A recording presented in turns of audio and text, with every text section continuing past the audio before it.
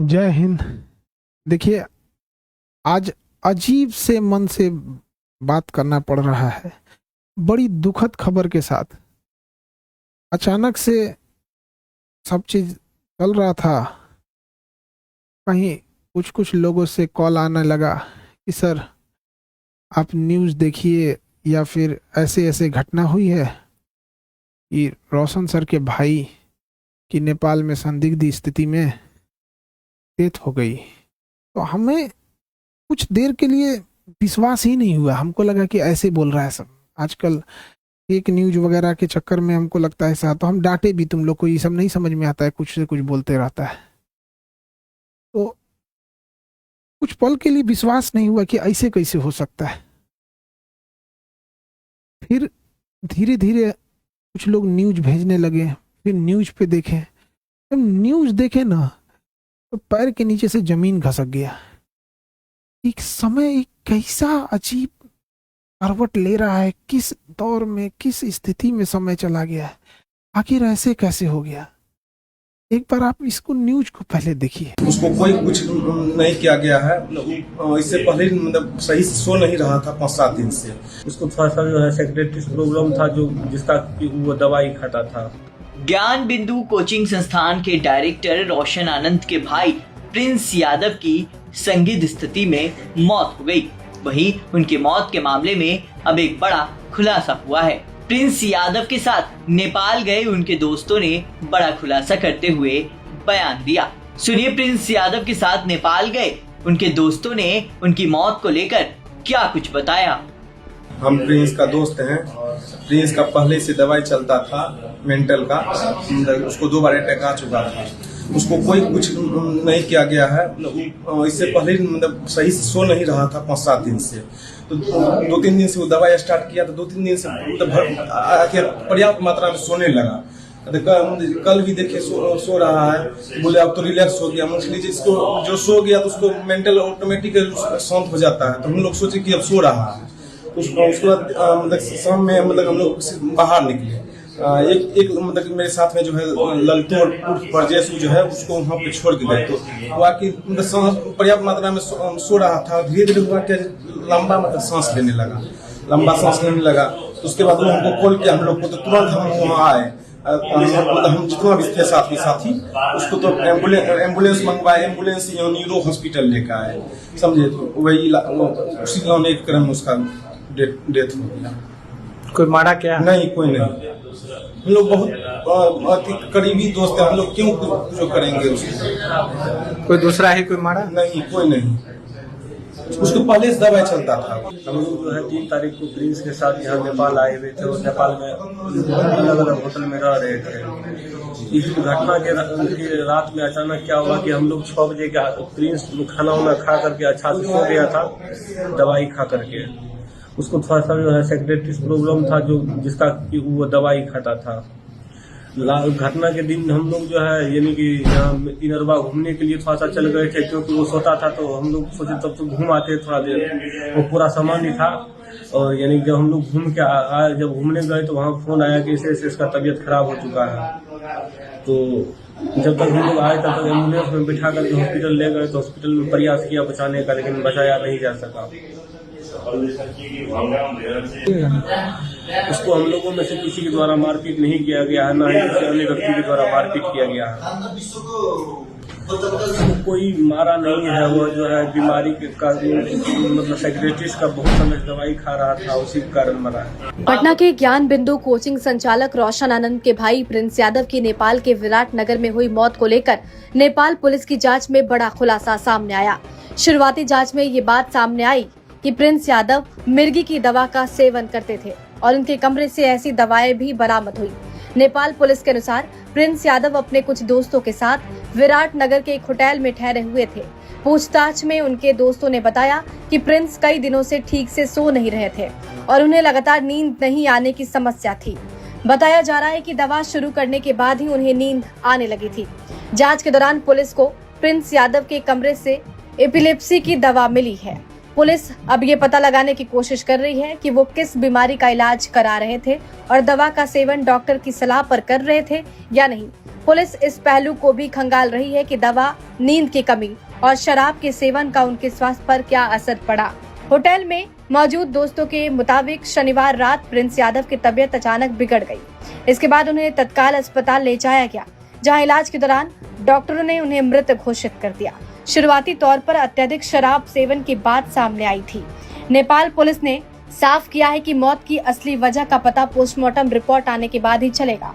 फिलहाल police hotel की CCTV footage, hotel register और साथ मौजूद लोगों के बयान के आधार पर जांच आगे बढ़ा रही है। वहीं नेपाल पुलिस के मुताबिक प्रिंस एपिलेप्सी की दवा का सेवन करते थे। नेपाल पुलिस ने प्रिंस के रूम से एपिलेप्सी की दवा भी बरामद की है। वहीं अब देखने वाली बात होगी कि आगे इस मामले में क्या कुछ निकल कर सामने आता है। देखिए, जब वीडियो देखने के बाद एकदम दिल दहल गया।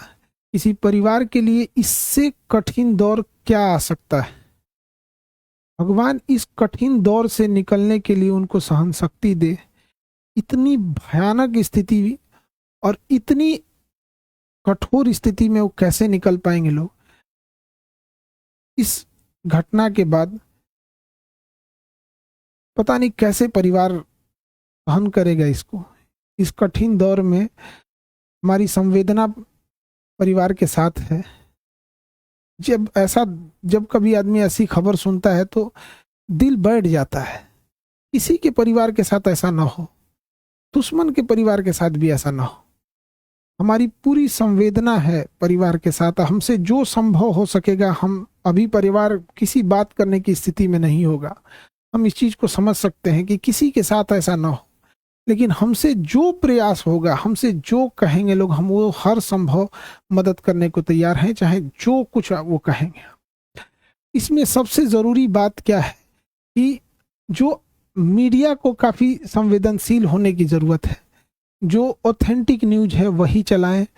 अलग अलग इधर उधर अफवाहें या अटकलों पे ना जाएं। ये बहुत संवेदनशील मामला है और पुलिस अपना एक ऑफिशियल बयान जारी करे जिससे कि स्पष्ट हो सके चीजें क्या हैं और जल्दी से जल्दी इसका पोस्टमार्टम रिपोर्ट सार्वजनिक किया जाए। और सबसे ज्यादा जो अजीब सा चीज लग रहा है, ये कोइंसिडेंस, ये कैसे कोई तीसरा इंसान इसमें इन्वॉल्व लग रहा है। आखिर इतनी खतरनाक चीजें, इतनी अमानवीकृत कैसे कोई कर सकता है। तो इसमें कोई ना कोई तीसरा साजिश जरूर कर रहा है। इसके लिए एक उच्च स्तरीय जांच होनी चाहिए और उच्च स्तरीय जांच की रिपोर्ट को लाया जाए और जो दोषी पाए जाएंगे उनमें एक को भी न छोड़ी जाए।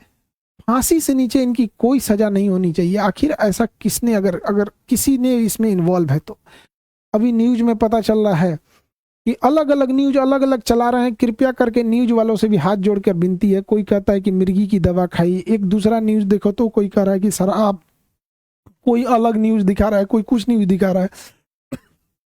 तो कृपया न्यूज वाले ऑथेंटिक चीजों को दर्शाओ। किसी की जान गई है, क्या मिर्गी की दवा कहाँ से थी, कहाँ से लाया गया, इसकी जांच पुलिस सार्वजनिक करे इस मामले को। और जो न्यूज में चल रहा है कि 5 लोगों को हिरासत में लिया गया है, सबसे जरूरी चीज है कि उन 5 लोग कौन कौन से थे, वो उनको नाम सार्वजनिक किया जाए। उनकी भी जांच होनी चाहिए कि वो आखिर कौन थे। दोस्त के रूप में कोई और तो नहीं था। ये तीसरा एंगल कोई हो भी सकता है इसमें। इस चीज को नकारा नहीं जा सकता है कि जिस तरह से इस मामले को तूल पकड़ाया गया, एक गार्ड का मैटर था, अपना सॉल्व हो जाता इसको, लेकिन इसको इस तरह से तूल पकड़ाया गया इतना बड़े लेवल पे। और इधर ये जब ये घटना सामने आती है तो कुछ समझ में नहीं आता है क्या करें आप। इतने कठिन परिस्थिति में पूरे लोगों को से भी विनती करते हैं कि परिवार का सहानुभूति रखें और इस बात पर जोर दें कि तीसरा एंगल पर जांच हो और जो लोग संदिग्ध, नेपाल ने किन 5 लोगों की गिरफ्तारी की है उनकी भी जांच होनी चाहिए और एक उच्च स्तरीय जांच बैठाकर जो भी दोषी पाए जाएंगे उनको फांसी से नीचे सजा नहीं होनी चाहिए। देखिए, जो इंसान अब पुण्य आत्मा अब दुनिया से चली गई, भगवान उनको शांति दे, लेकिन यदि इसमें जो इन्वॉल्व है उसको पुलिस पकड़ लेती है या उच्च स्तरीय जांच में आती है तो कहीं ना कहीं ये उचित रहेगा। इस कठिन परिस्थिति से अजीब सा समय ले आ देता है। कभी कभी समय इंसान को ऐसे जगह लाके खड़ा करता है ना, जहां इंसान को कुछ समझ में नहीं आता है क्या हो रहा है, ये समय का चक्र किधर चल रहा है, कौन सी साजिश चल रही है, कौन कौन इसमें इन्वॉल्व हो रहा है, कौन तीसरा इंसान तो नहीं इन्वॉल्व हो रहा है, आखिर वो 5 लोग कौन थे और उसके साथ क्या कर रहे थे। उस पुण्य आत्मा के लिए श्रद्धांजलि देते हैं। और इस कठिन परिस्थिति में मेरी संवेदना परिवार के साथ है। हमसे जो मदद हो सकेगा, हमसे जितना संभव हो सकेगा, हम उतना सहयोग करने को तैयार हैं। लेकिन सबसे जरूरी चीज है कि पुलिस को इसमें आके एक ऑफिशियल प्रेस विज्ञप्ति जारी करनी चाहिए और जल्दी से जल्दी जो रिपोर्ट है उसे सार्वजनिक करनी चाहिए, ताकि चीजें सही दिशा में जाए। मेरी संवेदना परिवार के साथ है। अब ऐसी परिस्थिति में इंसान को कुछ बोलना भी बड़ा अजीब सा लगता है कि क्या इंसान बोले, ऐसा समाज समय कहाँ ले आके खड़ा कर देता है।